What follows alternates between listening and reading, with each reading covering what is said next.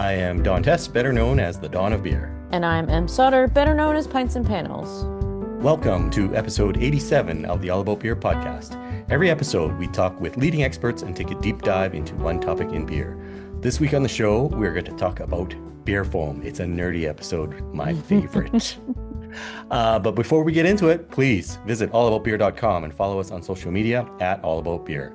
And please visit allaboutbeer.com to support, allaboutbeer.com/support to support this show and others. There are opportunities for both businesses and individuals to support the show and independent journalism. So, Em, Yes. you like going to baseball games, so you must be a fan of the stadium pour, right? You want completely flat, no foam beer. So I think at the stadium, hot take, I think the stadium pour is a time and a place. Oh, that is Uh, a hot take. it's a That's super hot not the take. answer I was No. expecting. It's got to be dive bar or baseball game. Or those are the two. Other than that, like I want the whip. I want that like The whip. thick foam. There's nothing better than when you like scrolling on the internet and you're like doom scrolling, then all of a sudden you come across like a best bidder with a fluff ahead, and you're just like, beautiful. Life is worth living. Instantly thirsty. Give me that. Just hook it to my veins. That's the real thirst trap. That's a thirst trap photo. Oh boy. Oh boy. Okay. This is going to be an Okay. episode. Yeah, this is going to be an episode. But first, if you would like to help support the All About Beer podcast, please reach out to podcast@allaboutbeer.com. Speaking of supporting the show, here is a word from our sponsors. This program is brought to you by Sierra Nevada Brewing Company, where trailblazing runs in the family. From crafting a movement with their iconic pale ale to taking the IPA haze craze nationwide with Hazy Little Thing, it's an adventurous spirit you can taste in every sip. Find your next favorite beer wherever fine beverages are sold. With new brews for every season, there's always something to discover. Sierra Nevada Brewing Company. Still family-owned, operated, and argued over. Lindsay Barr is the CSO and founding partner of Draft Lab Sensory Software, where she helps food and beverage companies use tasting data to develop and improve their products.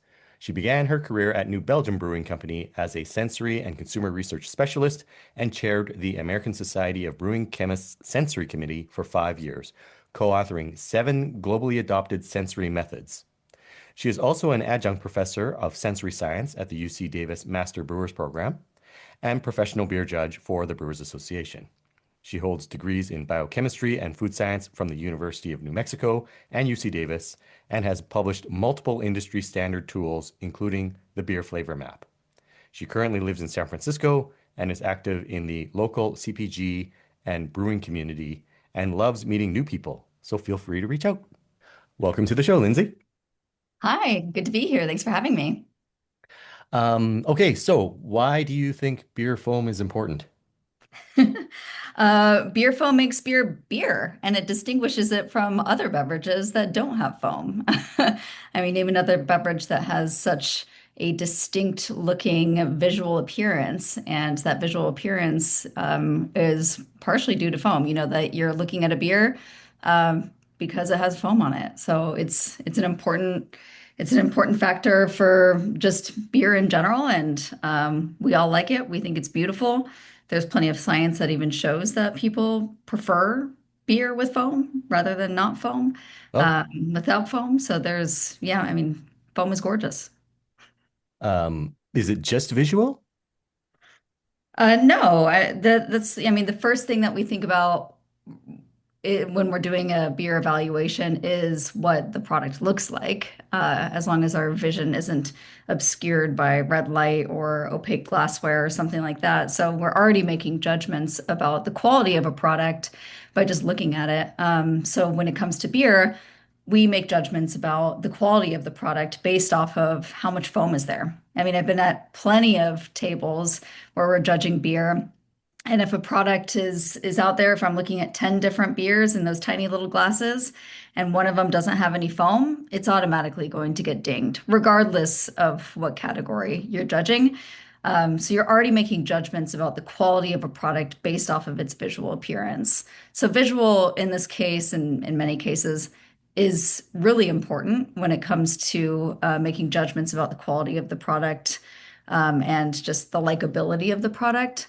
But foam also has an impact on aroma perception, and it also has an impact, of course, on the texture of a product. If you pour a beer using nitrogen gas, you're going to get more of a kind of silky, billowy mouthfeel. And if you are looking at a carbonated beer with like a foam made out of CO2 primarily, then it's going to be a little bit more tingly and effervescent. So the aroma as well is going to be a little bit different based off of what kind of molecules are able to escape out of the headspace of the product. But it also matters with bitterness, with taste. So Mhm. yeah, I mean, beer foam is bitter, basically because it's made up of polyphenols and those isoalpha acids will make it a little bit more bitter. So beer foam is bitter. And so, yeah, it has an impact on all aspects of the sensory experience, visual, aroma, taste, and mouthfeel. Awesome. I wanted to touch on, you mentioned briefly that customers prefer foam, visually and whatnot. Are these were these Americans? Because as an American, and when I know most Americans, Americans don't particularly like foam because they feel like they're being cheated. Yeah, that's those are kind of two different questions. And actually, Sure. my professor and my mentor back in grad school, Charlie Bamforth, you all know him, you all love him. He's the Pope of Foam. He did some research on this many, many years ago. And what he found is even with people who profess to drink beer primarily out of the can or the bottle, they across the board will look at a picture of a beer with foam and a picture of a beer without foam, and they always prefer the beer with foam. Ah, So there's a difference between what you're going to skimp on as far as quality goes to get a little bit more drunk. I mean, I used to ask students, I teach for UC Davis, and I used to ask students, which they're mostly, I mean, they're all adults, but they're varying age groups. But I used to ask them, which one would you prefer, the one with foam or the one without foam? And a lot of folks, it usually was 50-50, or some folks were Hmm. saying, I would prefer the one without foam. But when you press them, they don't actually want to drink that one.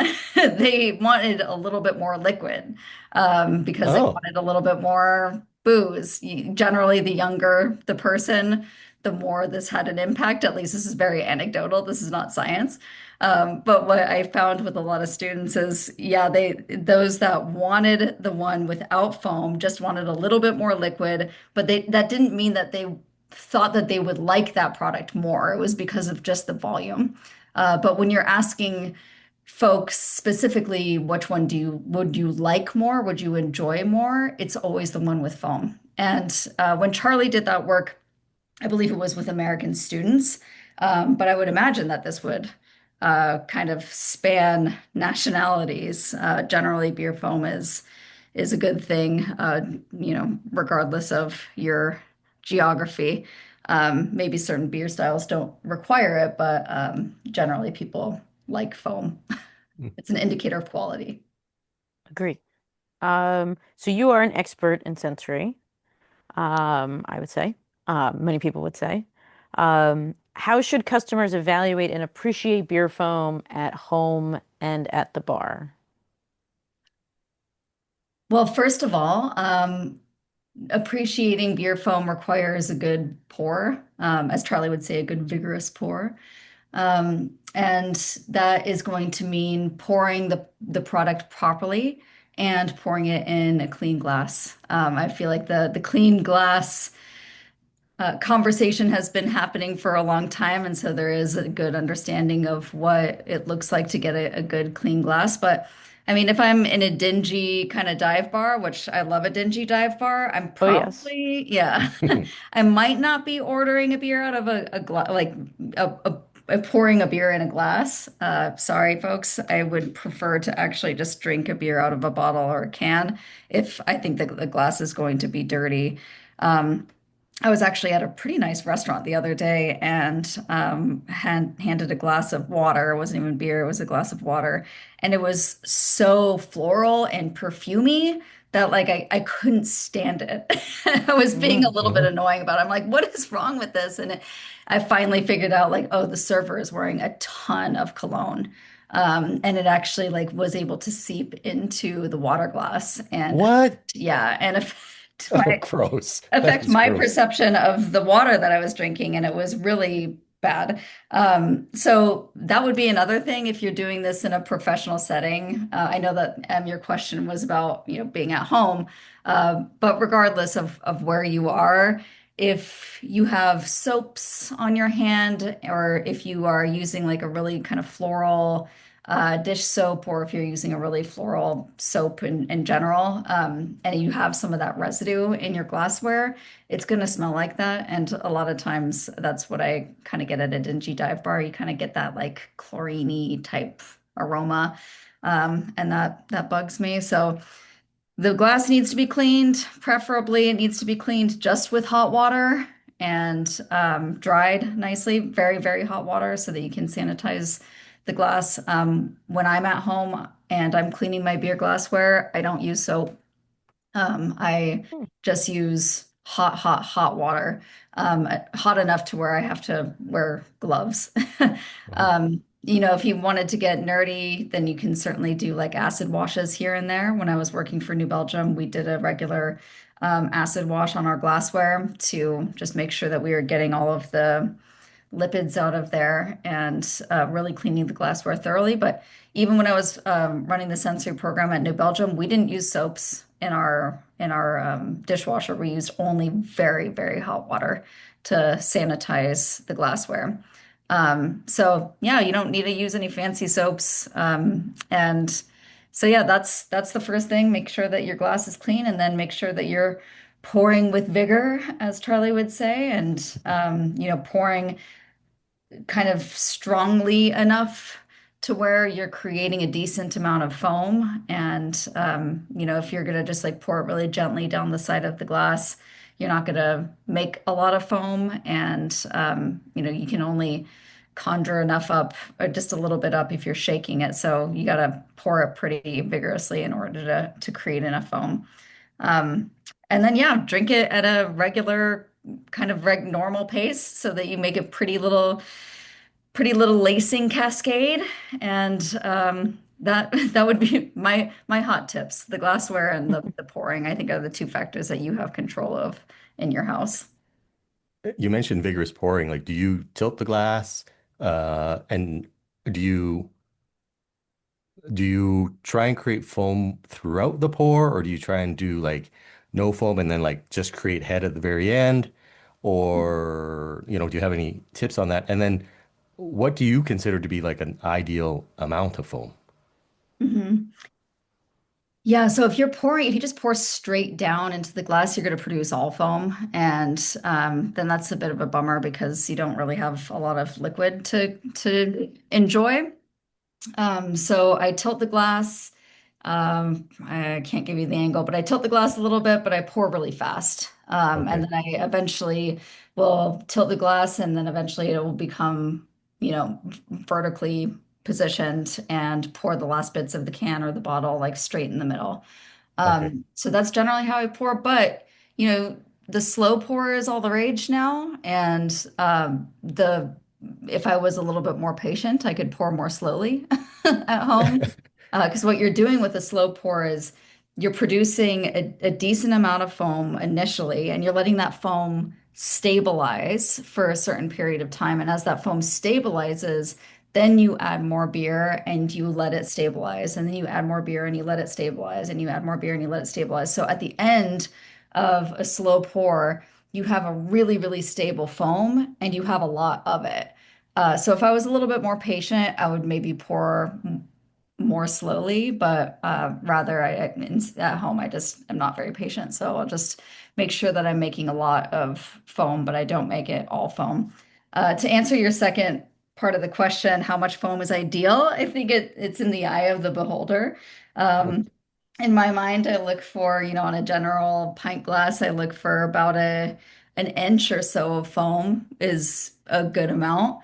Um, and some beers won't make that much based off of, how much alcohol is in it and, other factors, but generally a boozy beer, well, alcohol is foam negative. So if it's more Oh, boozy, then you're not going to be able to make that much alcohol, or sorry, that much foam.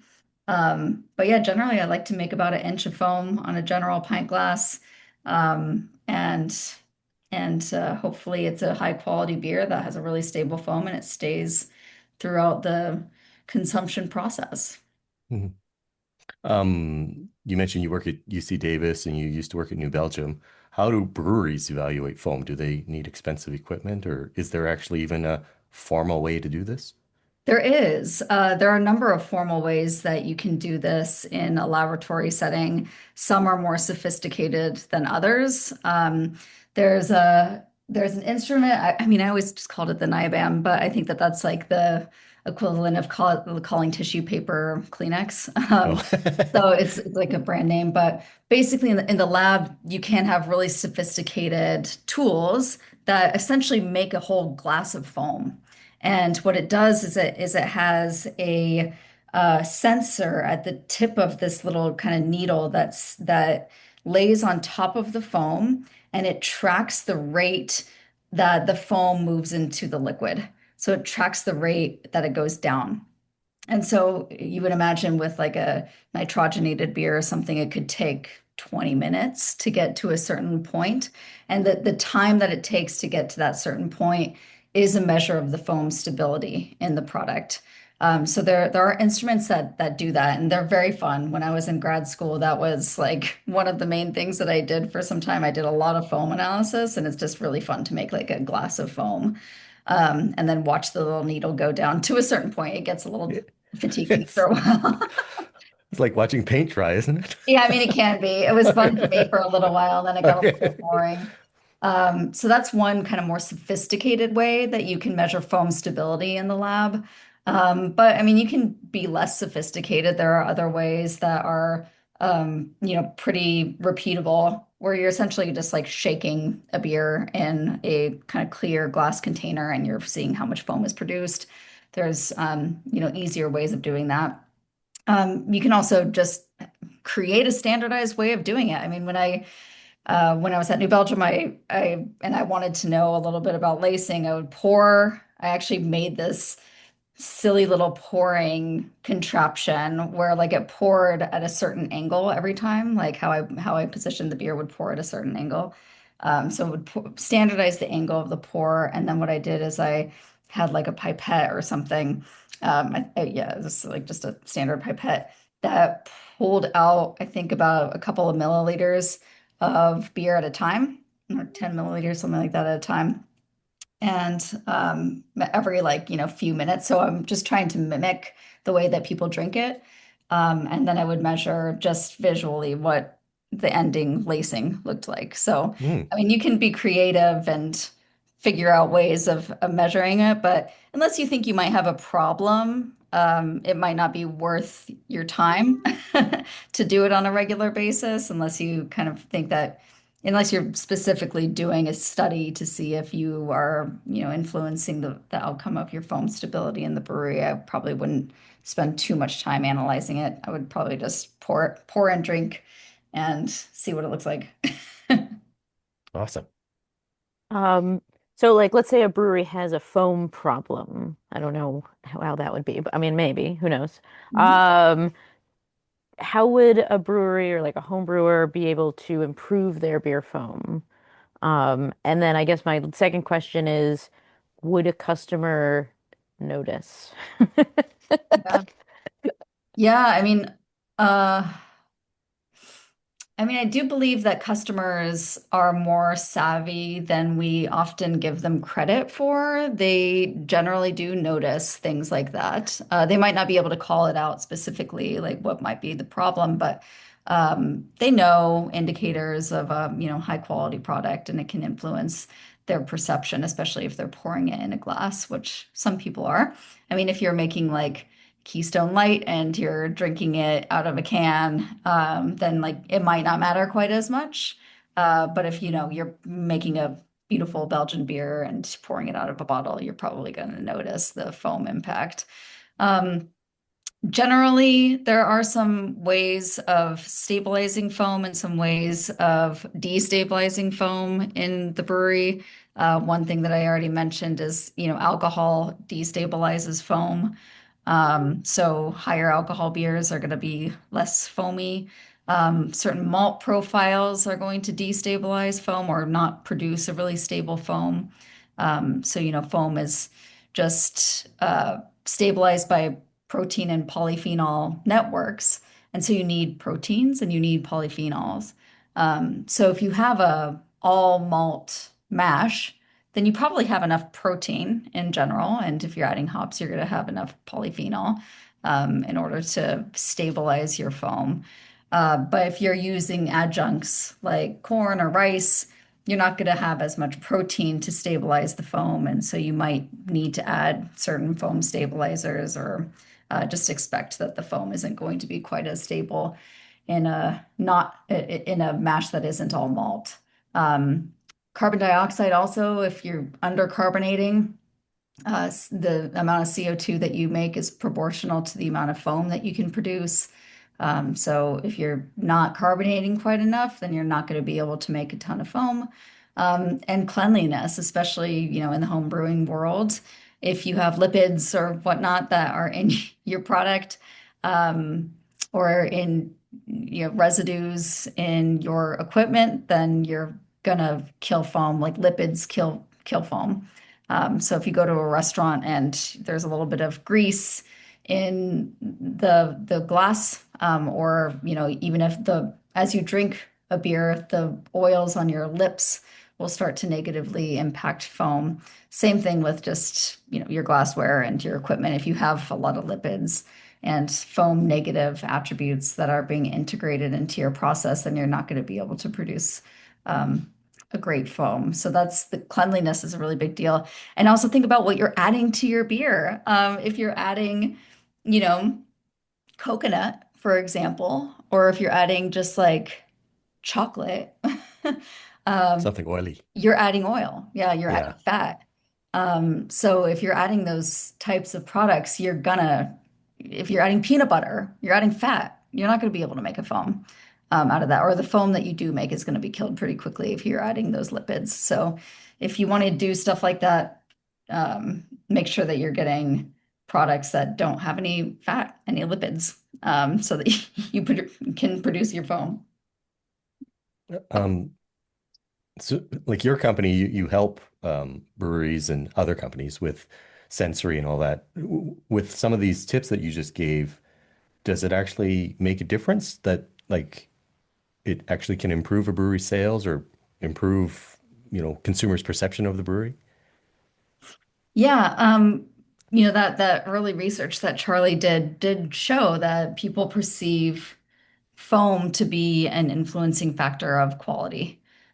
So if you're not making foam or if the foam is not it's not stable, then people are going to perceive the product as having lower quality. And people like drinking high quality beers. Yeah. So I would imagine that it would impact the sales of your product. So it's something that is an important aspect to measure. I know it can be sometimes a little bit difficult to measure in sensory programs, but it's an element that is important. So if you're doing regular sensory evaluation, then you want to make sure to not keep a product in a growler for 6 hours and then pour it and evaluate it then. Like, you're not going to be able to do a realistic evaluation of the visual characteristics and the aroma, of course, it's going to kind of dissipate over time. So having a standard way of evaluating the product that gives it its best chance at scoring highly, or at least is as consistent with how the consumer experience as possible, is going to, help you measure maybe potential problems that you could address in the brewery. So yeah, it definitely matters. Foam definitely matters. And I go back to judging too. Like I've been thinking about judging a little bit more. judging beer, and I'll tell you that if you have 10 beers in front of you and one of them doesn't have foam, that one's getting kicked. It could be the best beer ever, but if it doesn't have foam, it's just not going to move on. It's one of those things that like really does need to be there when you're judging a product for all of their sensory characteristics. Right, right. Awesome. Before we let you go, Lindsay, can you share your social media handle so people can follow what Draft Lab and yourself are up to? Sure, yeah. I mean, we're just pretty simple. It's just at Draft Lab, DRAUGHT Lab. And check out our website as well, draftlab.com, and check out what we're up to. Sign up for our newsletter. Our newsletter, we talk about all sorts of stuff in the food and beverage world that has impacts on quality and flavor, and we do it monthly, and it's a really fun thing. We also write blog posts all the time about certain sensory characteristics of products and the measurement thereof. So it's a pretty fun thing to look into. So sign up for that, and promise we won't spam you. It's just interesting stuff that we like to inform people about out in the ether. Yeah, this sounds right up my alley. Awesome. Thank you, Lindsay. Thanks for Lindsay. having me. Yeah, cheers. Cheers. Yeah. And we'll be right back with Glenn Fox of UC Davis after a word from our sponsors. This program is brought to you by Sierra Nevada Brewing Company, where trailblazing runs in the family. From crafting a movement with their iconic pale ale to taking the IPA haze craze nationwide with Hazy Little Thing, it's an adventurous spirit you can taste in every sip. Find your next favorite beer wherever fine beverages are sold. With new brews for every season, there's always something to discover. Sierra Nevada Brewing Company, still family-owned, operated, and argued over. Professor Glenn Fox was appointed the Anheuser-Busch Endowed Professor of Malting and Brewing Science at the University of California in July 2019 after 30 years of research in Australia, South Africa, Kenya, Ethiopia, and China. Dr. Fox holds MSc, PhD, and DSc degrees. He has over 150 publications of books, book chapters, and journal papers, and over 200 conference presentations. His areas of research are barley, malt, and brewing quality. His research focuses on starch and protein structure and their interactions and those impacts on wort and beer quality. Another research interest is using a number of omics platforms to understand the complex biochemical changes during malting and brewing and the final compositional profile of beer. He also has research investigating infrared spectroscopy for rapid assessment of beer quality. Current student projects cover starch and starch degrading enzymes in hops and their impact on hop creep, variation in xanthomol and antioxidant properties in beer and kombucha, and exploring trait variations in yeasts from the FAF collection. I understood none of that. In 2018, he was elected a fellow of the Chartered Institute of Brewing and Distilling. Professor Fox is in charge of the undergraduate and graduate brewing programs and Sierra Nevada Brewing Company Research Laboratory. He is also on numerous industry committees. Welcome to the show, Glenn. Good to be talking to you guys. Thank you for your time. Okay, let's start with the very basics. What is beer foam made of, other than beer itself, I guess? And why does some beer have more or less of it? Beer foam is one of those, well, for most of us brewers, a rather exciting visual indicator of quality. It is a combination of different components coming from the malt and the hops, the generation of CO2 through fermentation. So pretty much all the ingredients are contributing to foam. And given all things set up appropriately, that is, you've got clean glasses and you've dispensed your beer well, and you actually have the right sort of glasses, which we can touch on, then you should get some lovely foam. Now, foams can vary between different beer styles and even some beer styles and how much foam you might expect. And that's always an interesting thing to see, particularly in Europe, where they might actually have half a glass of beer and half a glass of foam. And some people might be a little bit taken back by that, saying, well, I'm paying for a glass of beer. Well, maybe not.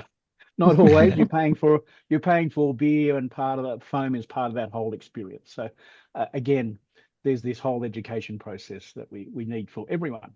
Um, but really, the foam itself is CO2 bubbles that are formed. Temperature has an impact on foam formation. Surface pressure. So the same beer poured at sea level versus at say 5,000 feet, you'll get different foam Ah, characteristics. And then as we take multiple sips of our delicious beer, we should notice the foam clinging to the glass, to the side of the glass. And again, the quality of the malt and the interaction between some of the components from malt and some of the components from hops will interact and help stabilize that foam on the glass. So it's not just that first visual, exciting appearance of foam, but it's also that sort of initial mouthfeel of the foam on your upper lip. Um, and then you're feeling that as you take a drink, and then watching that foam maybe collapse a little bit over time. And as you take a few more sips, then the foam is clinging to the glass. So it really is from first pour to final sip. It should be a very visual, exciting experience. And sitting with brewers from time to time, as I do, and you have these conversations about their expectations. And, we're all a little concerned that sometimes people don't understand that part of our business and how we present beer. And brewers go to a lot of work, spend a lot of time ensuring they're presenting a great beer, and sometimes it's not as appreciated as we'd like. mm. Are there any beer styles that would have less foam? Like anything, would sours or higher alcohols affect foam stability? Certainly, that's the case. We know that alcohol is a negative when it comes to beer foam and foam stability, but the contradiction there is something like a barley wine Mm. that can have great foam stability at 10% alcohol. And again, that's the contribution of the malt. Uh, Well, some of the proteins in the malt, some of the molloidins produced during the kilning phases and the different types of specialty malts we use.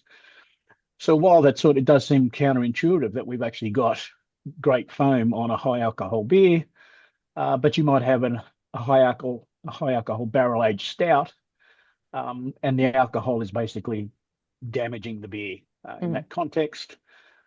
So it can be quite contradictory. And lager has been generally on the lower end of alcohol usually. Can have poor foam as well. Again, usually to do with um, poor pouring conditions, not good cellaring conditions, and those sorts of things. So all things being equal, we should always get a good foam. These high alcohol beers and certainly sour beers, because people are adding some really weird and wonderful things to produce their sour beers. And whether it's a different type of yeast strain or a bacterial strain that's involved in that sort of mixed culture fermentation, they can all play a role in how our final beer will look and certainly taste.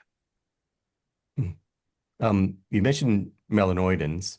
So does that mean typically a darker beer should have better foam? And the reason I ask is that, of course, it's very popular now for Czech style lagers, which are generally lighter in color. I guess there's dark Czech lagers too, but like I would expect a Czech lager, quite light in color, to have really good foam. Yeah, well, often that's to do with for these lighter coloured foamy beers, is again to do with the grain and the malt quality and the malting process and the amount of sort of residual peptides that are left after the mashing. And if we've got slightly larger peptides, then they're part of the sort of biochemical structure of the bubble wall.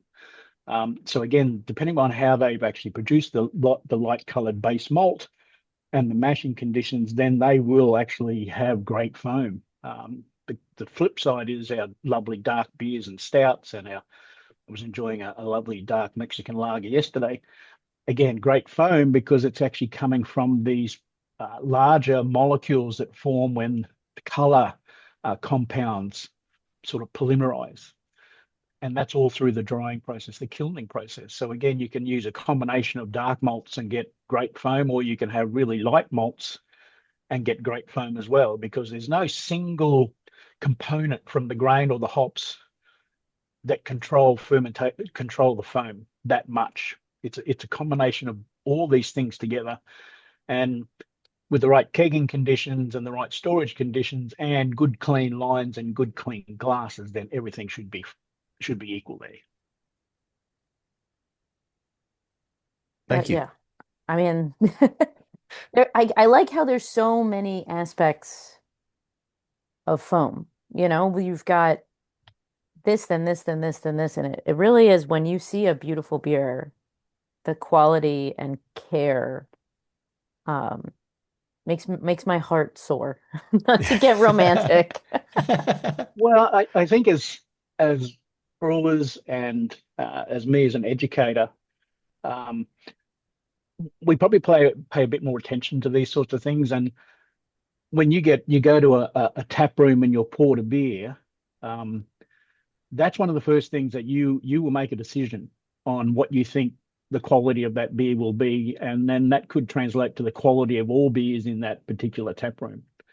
Um, if you have a nice Pilsner porter and it's got a really crappy foam, or a really horrible looking foam and it collapses in the first 10 seconds, well, you're going to start to ask some internal questions. You may Mm. not be, you may not want to ask the person that served that beer, because might not have been informed or taught how to pour a good beer or what good foam should look like. But again, I think it switches something over in our brains that says, "Oh, I think I'm in trouble here." I think, the beer might taste fine, but that initial perception can be quite jaded. Um, but it is a really complex process. And kudos to my predecessor, Professor Charlie Bamforth, here at when he was at the University of California. And even life, before Charlie got to Davis and all the work he was doing in the UK, and how he and a bunch of his students really started to break down foam structure and allow us now to understand foam structure in a way that we can actually influence foam right from the selection of raw materials now. The malting process, the malts we use, the mashing processes, hopping, whether it's an extreme IPA or it's a lovely stout with a bit of nitrogen, all of those things can influence beer quality and certainly beer foam. For professional brewers and also home brewers, so I don't know if this is the same question or a different question. Do you have any tips they should take to improve their foam stability? I know you just mentioned like a billion things they can do, but I didn't know if there was anything else. Easy, Well, easy things. Yeah. yeah, I think the first thing they do is brew a batch of beer, and then they consider their foam, and then based on that result, then they could tweak the recipe a little bit. Might be to do with the type of malt they're using, and certainly to do with the beer style they're brewing, adding a little bit more hops, because it's a really interesting chemical interaction between the isoalpha acid from the hops, and they connect to these peptides and proteins that form the bubble wall. And then the side chain from the isoalpha acid sort of, it's like you're sticking your arm out trying to grab something. And that side chain on the alpha acid is trying to grab another side chain that's on another bubble. And then when you have metal ions, so usually 2+ metal ions like copper or zinc, can sort of form that connection between those side chains and get the bubbles connected. So there's, what's the level of bitterness you're chasing? You might want to add a little bit more bitterness to your beer style, so you've got more isoalpha acids present. What's the level of, zinc chloride you're adding? Those sorts of minerals or metals that might be going in either as an addition, or you just know that are in your process. And then conditions, pressure in the keg, temperatures, all those sorts of then dispensing processes. But I would certainly be brewing a beer first, and assuming you can follow the recipe precisely a second time, then you say, well, this is where they can tweak. They could add a bit of alginate, that can enhance foam stability as well. So less than relying on your normal raw materials, you might add some of these a silica-based product or an alginate-based product to sort of enhance the foam. Is that what is in like an exogenous foam stabilizer? And what do you think of those types of products? Yes, and I'm Oh, I'm rather pro.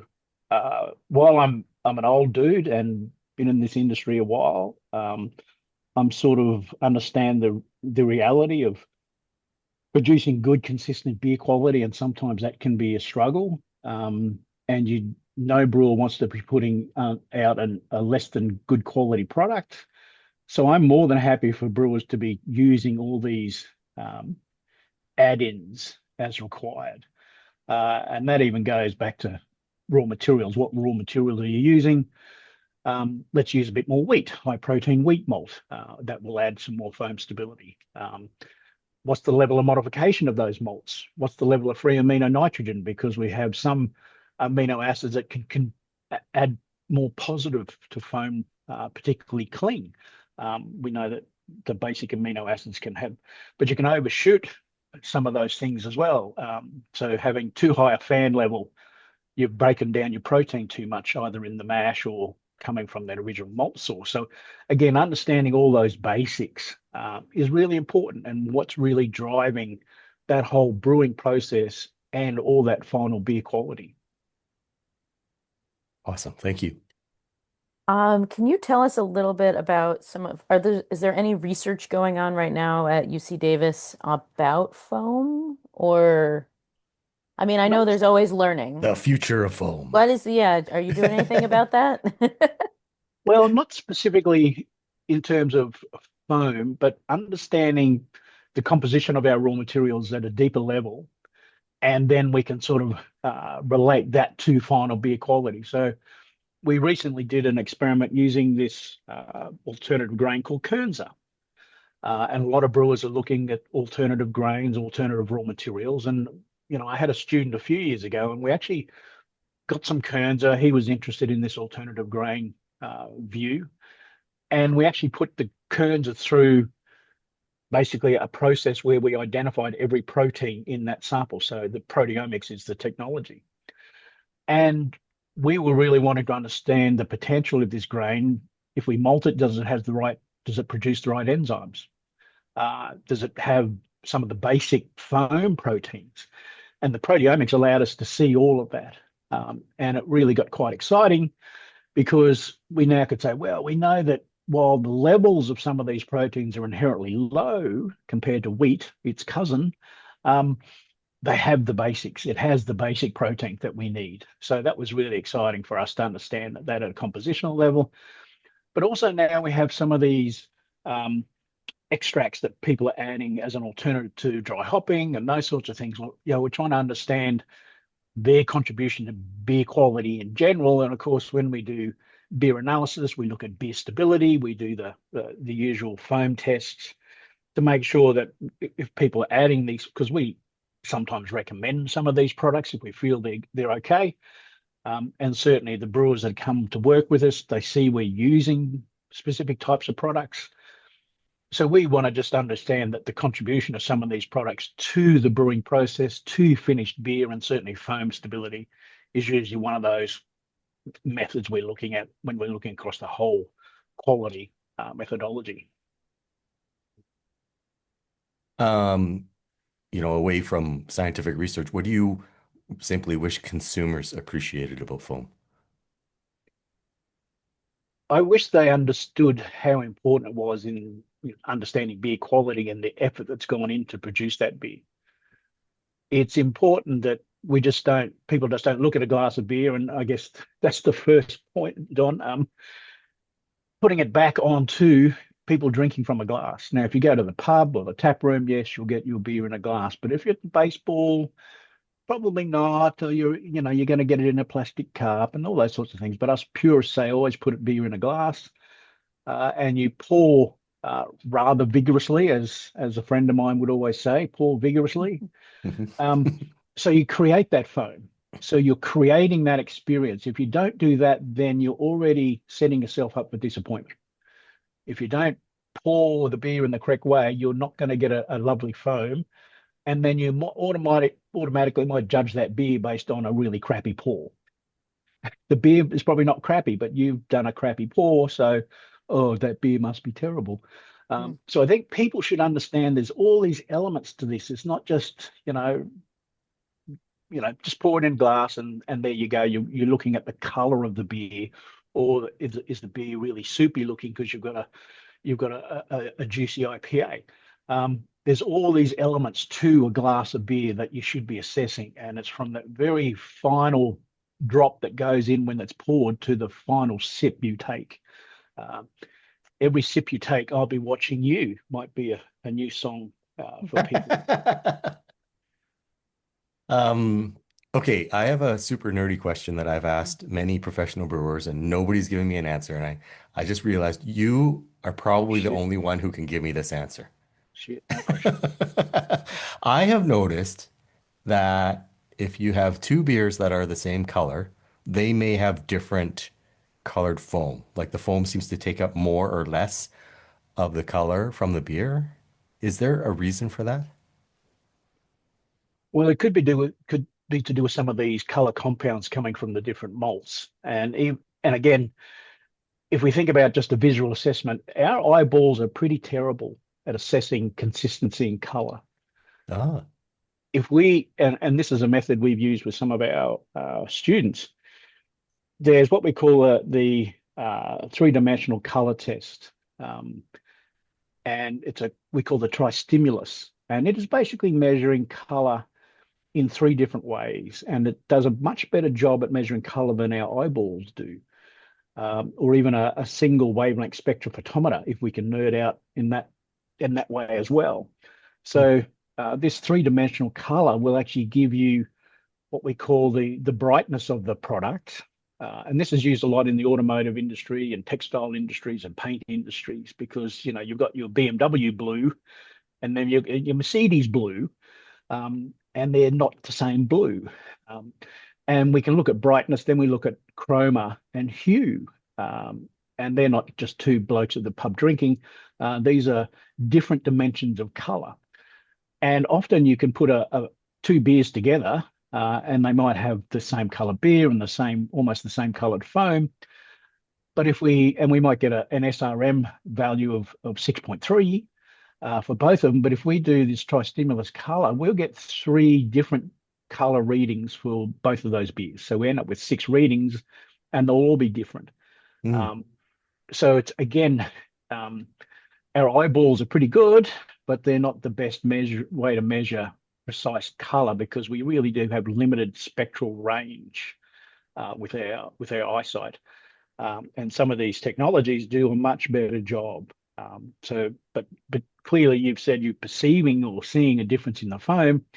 That could easily be coming from different color compounds coming from the malt, and how that's impacting on foam stability. Thank you. That's the best answer I've gotten for that question. Well, that's not hard considering you said nobody's ever been able to answer it. So Yeah, true. it's a low bar, and I'm sure you can go up from there. Thank you for giving me better than nothing. All right, final question. What do you wish brewers understood more about foam? I guess it comes back to those fundamentals, Mhm. and really understanding your raw materials, and being a malt guy. And I have lots of conversations with lots of brewers about, oh, do you read your malt COA? And they go, I'm not sure I can spell COA. No, that's a joke. I just don't think that some brewers think deeply enough about the raw material quality. Well, when it comes to malt, they go crazy about hops, and they know which 6 hops they want to use this year, and they know which yeast strains they want to use with particular types of beer styles. But they say, oh, I'm going to get some base malt and I'm going to get some Crystal 75. Okay. What's the difference there? What's the underlying biochemical differences between all of those malts? And I just wish brewers really understood that a bit more, because it impacts their process, their efficiency in their brew house, which would impact efficiency of fermentation and then potentially final beer quality. So I guess I'm a fundamentals guy. I just wish people really paid more attention to some of that basic chemistry and biochemistry of our raw materials. I like that. I like Yeah. that answer a lot. Glenn, this was great, but before we let you go, can you share social media handles? Yeah, I think Instagram is just uh, Glenn_P_Fox. And for the UC Davis, it'll just be UC Davis Brewing. Awesome. And for our listeners, Glenn is one N when you're doing that. Yes. Oh, let's not go there. Okay. Glenn, thank you for your time. Thank you for answering my nerdy question. I really appreciate that. Oh, you're welcome. Yeah. Anytime. Cheers. Thank you. Yeah, thanks, Glenn. No worries. M, Yes. have you changed your mind? Are you gonna get foam on your baseball stadium beer now? No, I'm still Oh, you- gonna that's the time and place. Time and place, Don. Time and place. But Okay. I still want the like I love when you get like a check pour or those that new Japanese sharp pour. And it's The just what? the Japanese sharp pour. Where you been? What are you new? I don't I don't Oh, know what look it that up. Look is. it up. I'm sure we'll do an Okay, I will. episode about it. I'm sure we'll do an episode about it one day. Okay. The Japanese love foam because it means freshness. And Mhm. that's the thing about foam is like it's a freshness, it's a concentration, it makes the beer like it makes the beer really sexy. I also, neither of our guests touched upon this, but I am of the opinion that foam protects the beer from oxidation. So I think Hmm. it serves that Foam purpose part as well. two. Yeah, I'm kind of nerdy about foam, and so What? I really I You and really that liked this episode. shocker. Come on now. Listeners, please visit allaboutbeer.com and follow us on social media at allaboutbeer. And please visit allaboutbeer.com/support to support this show and others. If you have questions for the experts, please email podcast@allaboutbeer.com. That's also the email for feedback, suggestions, or to inquire about supporting this show through advertising. Em, how can people reach out to you? I am at Pints and Panels on Facebook, Instagram, and Blue Sky, and my website is www.pintsandpanels.com. What about you, Don? I am at the Dawn of Beer on X, Threads, Blue Sky, and Instagram. On Facebook, I am at the Beer Dawn. And people can drop me an email. I am Dawn at thedawnofbeer.com. And we have good news that we have secured sponsors for 2026, some sponsors for 2026. So we're going to return to asking you to help us by going to your favorite podcasting app, the one you're using right now, and give us a 5-star review. And maybe drop an email to our sponsors to let them know you appreciate them helping us bring you this free show. Speaking of those sponsors, here is a final word from them. This program is brought to you by Sierra Nevada Brewing Company, where trailblazing runs in the family. From crafting a movement with their iconic pale ale to taking the IPA haze craze nationwide with Hazy Little Thing, it's an adventurous spirit you can taste in every sip. Find your next favorite beer wherever fine beverages are sold. With new brews for every season, there's always something to discover. Sierra Nevada Brewing Company. Still family owned, operated, and argued over. This show is produced by All About Beer. Visit allaboutbeer.com for articles, notes on this show and others, and to connect via the newsletter and social media. Cheers. Cheers, everyone. Foamy goodness. Don't fear the foam. Don't Don't fear the foam, people.